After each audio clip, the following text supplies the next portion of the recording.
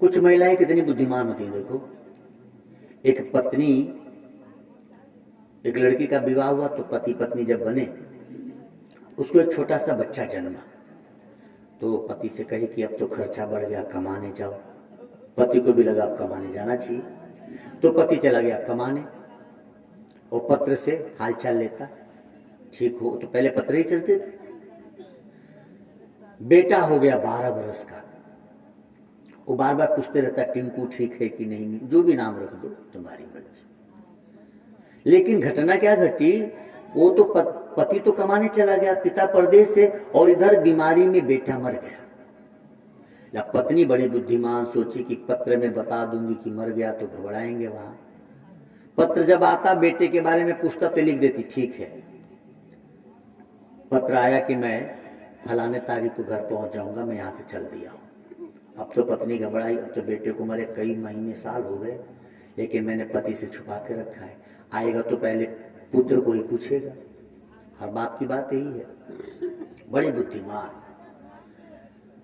पड़ोसी से गई और गहने मांग के लाई, अपनी पड़ोसन से, गरीबी थी तो पड़ोसन से सब गहने मांग के लाई। खूब गहने पहने में इनके सज धज के तैयार है, क्योंकि आज मेरे पति परदेश से आ रहे हैं। पति पहुंचा घर, पति को पानी दी, बिठाया।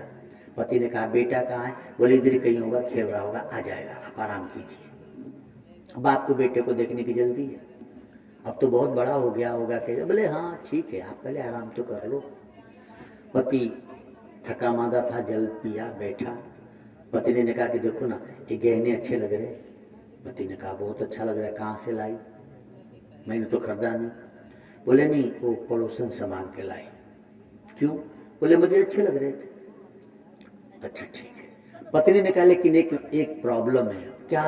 बोले एक गहने में अब उसको देना नहीं चाहती। पति ने कहा तो बड़ी बेवकूफ़ी वाली बात है, तू पड़ोसन का गहना मांग के लिए तो देना क्यों नहीं चाहती? बोले नहीं, अभी मुझे अच्छे लगते हैं और वो बार बार मांग रही है, लेकिन मेरा देने का मन नहीं कर रहा है। तो पति ने कहा तू इतनी बेईमान कब से हो गई रे? उसका गहना उसको दे दे, इसमें क्या रोना धोना? बोले नहीं, मेरा मन नहीं कर रहा। पति ने कहा नहीं गलत बात है, पड़ोसन का गहना है, उसको दे दो। दे दो मैं? बोले हाँ। और मुझे दुख होगा तो? अरे बोले दुख होना ही नहीं चाहिए तुझे, पड़ोसन का गहना है, पड़ोसन को दे दे, इसमें दुख किस बात की है? पत्नी ने कहा सही कह रहे हो ना? बोले हाँ। तो बोले पतिदेव, वो जो बेटा हमारे पास था ना, वो जिसका था उसने ले लिया। क्षमा करे, मैंने आपको इसलिए नहीं बताया था कि आपको कष्ट होगा। कितनी ऊंची बात है, कितने प्यार से समझा दिया कि जैसे पड़ोसन का गहना आप कह रहे हो कि उसका गहना है, उसको दे दे, इसमें क्या दुख लेना है? तो पतिदेव जिसने दिया था उसने उस बेटे को ले लिया, तो मैंने आपको नहीं बताया, मुझे क्षमा करे, मैंने सोचा आपको दुख होगा। तो कोई बात नहीं है ना। पति ने कहा वाह कितनी समझदार है तू, इतनी बड़ी बात कितने प्यार से समझा दी। बोले उस समय मैं आपको बताती तो जितना कष्ट में मैं थी उतना ही कष्ट में आप भी रहते। तो मैं तो यहाँ थी, अड़ोस पड़ोस के लोग मुझे चुप कराने वाले थे, आप परदेश में रोते तो कौन पराए देश में आपको चुप कराता? इसीलिए मैंने आपको नहीं बताया, जिसका था उसने ले लिया।